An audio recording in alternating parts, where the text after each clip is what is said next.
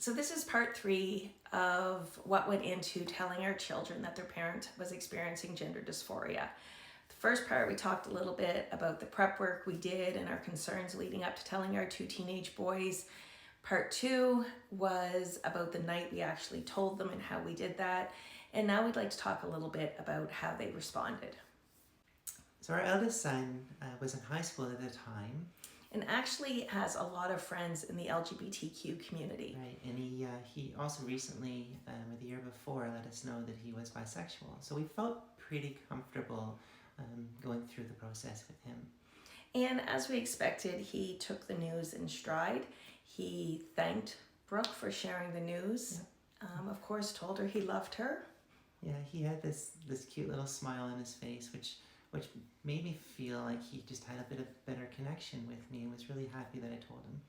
Yeah, and he let us both know that he was there to support us in any way we needed. Yeah. Our younger son was in middle school at that time.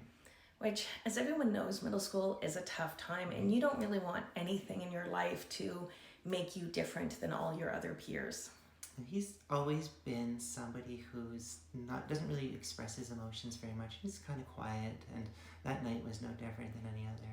So we had a really hard time knowing how he was accepting the news and how it was affecting him emotionally. That weekend, and it was really part of our plan, something that we discussed ahead of time, we wanted to make sure that we were always checking in with them and seeing how they're doing. We would go one-on-one with each of them and ask them, do you have any questions? How are you feeling? Is there anything that we can get you more information on along those lines? It was really part of it. And sometimes we did go in together as well as ask him. And even got Nathan to check in with Colin because we knew Nathan was just understood the process a little bit more than someone in middle school would. So Nathan helped us out there as well.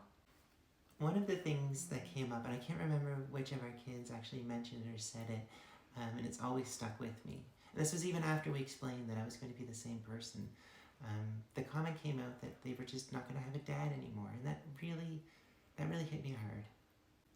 After that comment, and because I really am the same person, I made an effort to make sure that I was doing a lot of those things I did with them in the past and keeping that connection that we had before. The other thing we wanted to make sure the kids knew, and we encouraged them that they could talk not only to us and to each other, but to a therapist just anytime they needed to talk through their emotions, that was an important part of all of this as well. So it's been a couple of years. We constantly check in with them, to see how they're doing, if there's any questions that we can answer.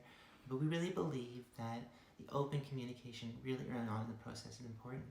And I think it's really that and the continued check-ins that have allowed us to continue just to be, have a normal family relationship like we did before and like any other family. If you have any questions or if you're going through something similar and are curious how we handled it, please reach out and we'd love to be able to help.